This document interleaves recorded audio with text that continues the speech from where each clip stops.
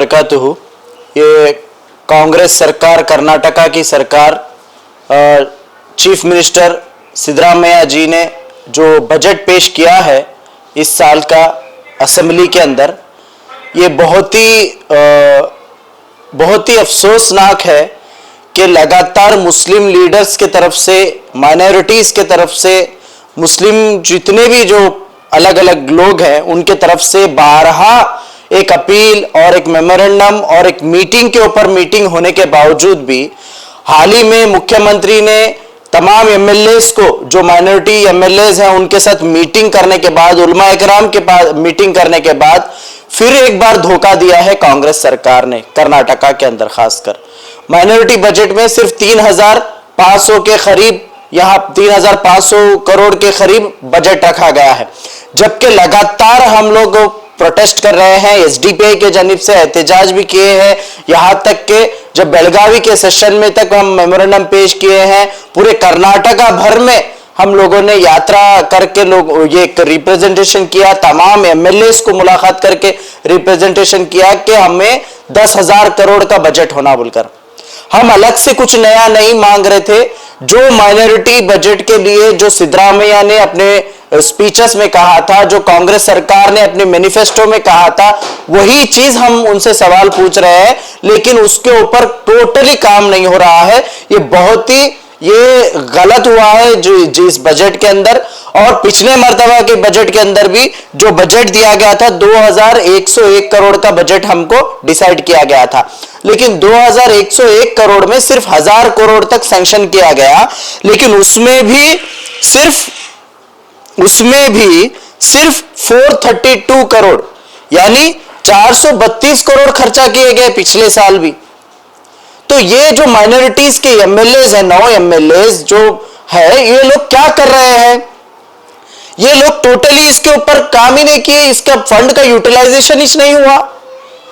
तो बहुत सारे ऐसे बच्चे अभी तक उनको स्कॉलरशिप्स नहीं आई, केएमडीसी के लोन के एप्लीकेशंस डालकर है, उनको पैसा नहीं आया। ऐसे कई लोग हैं।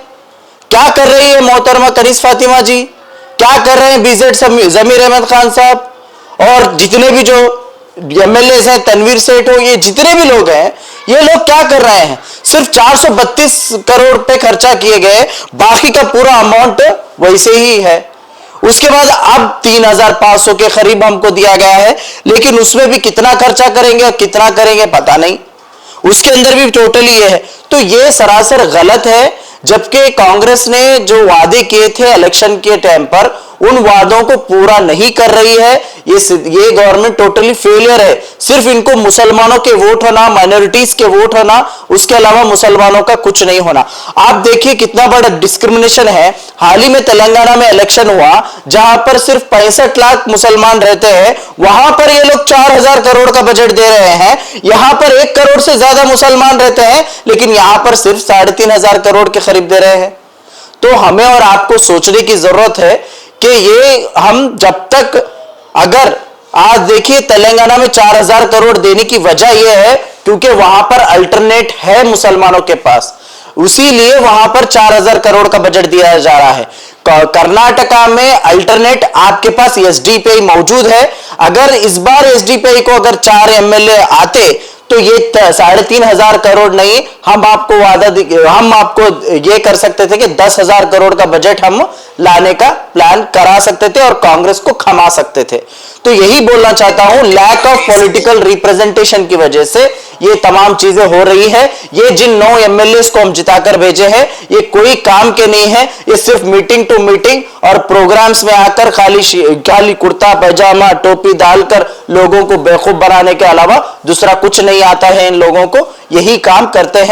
आने वाले इलेक्शंस में अगर एसडीपीआई को आप सपोर्ट करेंगे, एसडीपीआई का साथ देंगे, तो बेशक हम ये जो हमारे जो इश्यूज हैं, जब तक पॉलिटिकली हम इसका रिप्रेजेंटेशन नहीं करेंगे, हमारे इश्यूज क्लियर नहीं होंगे। मैं यही कहना चाहूंगा।